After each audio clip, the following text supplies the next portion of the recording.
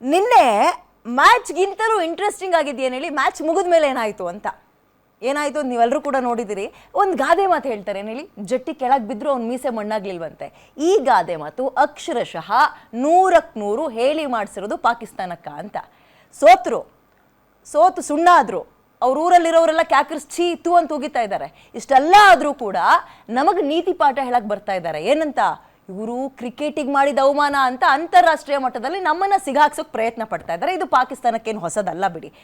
ನಾನು ಆರಂಭದಲ್ಲೇ ಹೇಳಿದ್ನಲ್ಲ, ಜಟ್ಟಿ ಕೆಳಗೆ ಬಿದ್ದರೂ ಮೀಸೆ ಮಣ್ಣಾಗಲಿಲ್ಲ ಅನ್ನುವಂತಹ ಜಾಯಮಾನ ಆ ದೇಶದ ಕ್ರಿಕೆಟರ್ಸ್ಗೂ ಇದೆ, ರಾಜಕಾರಣಿಗಳಿಗೂ ಇದೆ. ಪಾಪ ಜನರನ್ನ ಯಾಮರ್ಸ್ಕೊಂಡು ಇಲ್ಲಿ ತನಕ ಬರ್ತಲೇ ಇದ್ರು.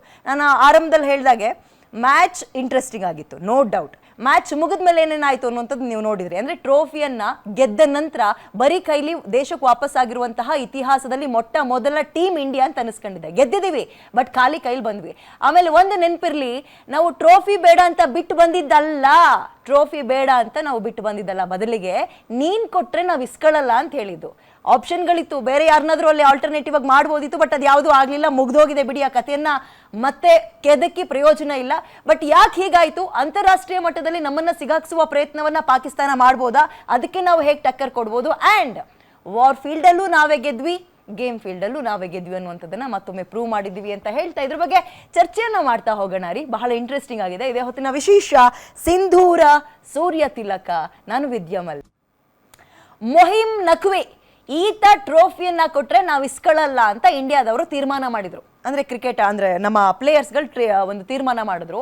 ಅಂದ ಮಾತ್ರಕ್ಕೆ ಈ ಮನುಷ್ಯನಿಗೆ ವಿಪರೀತ ಮುಜುಗರ ಆಗ್ಬೇಕಿತ್ತು, ನೋವಾಗಬೇಕಿತ್ತು, ಕೋಪ ಬರಬೇಕಿತ್ತು, ಆ ಜಾಗವನ್ನ ಬಿಟ್ಟು ಹೋಗ್ಬೇಕಿತ್ತು. ಬಟ್ ಈತ ಮಾಡಿದ್ದೇನು ಗೊತ್ತಾ, ಟ್ರೋಫಿನೂ ತಗೊಂಡು ಹೋಟೆಲಿಗೆ ಹೋಗ್ಬಿಟ್ರು. ಇದು ಎಲ್ರಿಗೂ ಆಶ್ಚರ್ಯ ಆಗಿದ್ದು. ಅಲ್ಲ ಗುರು, ನಿನಗೆ ಇಷ್ಟ ಇಲ್ಲ ಕೊಡೋಕ್ಕೆ, ನಾವು ತಗೊಳಕ್ ನಾವು ರೆಡಿ ಇಲ್ಲ ಅಂತ ಅಂದಮೇಲೆ ಅಲ್ಲಿ ಬಿಡಬೇಕು, ಬೇರೆ ಯಾರಾದ್ರೂ ಇದರ ಕೊಡ್ಸಿ ಅನ್ಬೇಕು, ಇಲ್ಲ ಎದ್ದು ಹೋಗ್ತಾ ಇರಬೇಕು. ಅದನ್ನ ಬಿಟ್ಟು ಅವ್ರು ಮಾಡಿದೇನು, ಟ್ರೋಫಿನೂ ತಗೊಂಡು ಹೋದ್ರು ಹೋಟೆಲ್ಗೆ. ಬ್ಯಾಕ್ ಟು ಬ್ಯಾಕ್ ಪಾಕಿಸ್ತಾನವನ್ನ ಬ್ಲೂ ಬಾಯ್ಸ್ ಮಣಿಸಿದ್ದಾರೆ. ಮ್ಯಾಚ್ ಏನೇನಾಯ್ತು ಅನ್ನೋದ್ರ ಬಗ್ಗೆ ಸ್ವಲ್ಪ ಹೈಲೈಟ್ಸ್ ನೋಡೋಣ. ಗೆದ್ರು ಟ್ರೋಫಿ ಬೇಡ ಅಂತ ಟೀಮ್ ಇಂಡಿಯಾ ಪ್ಲೇಯರ್ಸ್ ಅಂದಿದ್ಯಾಕೆ? ಯಾಕೆ? ಸೂರ್ಯ ಪಡೆ ದುಬೈ ನೆಲದಲ್ಲಿ ಪಾಕ್ ಗರ್ವ ಭಂಗ ಮಾಡಿದ್ದೇಗೆ? ಅವ್ರಿಗೆ ಗರ್ವ ಅನ್ನೋದಿದ್ದೆ ಇದ್ರೆ ಅಲ್ವೇನ್ರಿ ಭಂಗ ಮಾಡಕ್ಕೆ? ಏಷ್ಯಾ ಕಪ್ ಆರಂಭದಿಂದಲೂ ಕೂಡ ಪಾಕಿಸ್ತಾನದವರಿಗೆ ಮುಖ ಭಂಗ ಆಗಿದೆ. ಅವತ್ತು ಆಪರೇಷನ್ ಸಿಂಧೂರ, ಇವತ್ತು ಆಪರೇಷನ್ ತಿಲಕ ಅಂತ ಸೋಷಿಯಲ್ ಮೀಡಿಯಾದಲ್ಲಿ ವಿಪರೀತ ಟ್ರೆಂಡ್ ಶುರುವಾಗಿದೆ. ಸೂರ್ಯ ಪಡೆಯ ಪವರ್ಗೆ ಪಾಕಿಸ್ತಾನದವರು ಪತರ್ಗುಟ್ಟಿದ್ದು ಹೇಗೆ? ಪಾಕ್ಗೆ ಈ ಒಂದು ಆನ್ ಫೀಲ್ಡ್ ಶೇಪ್ ಔಟ್ ಮಾಡಿದ್ ಯಾಕೆ ಟೀಮ್ ಇಂಡಿಯಾ? ಎಲ್ಲಿಂದ?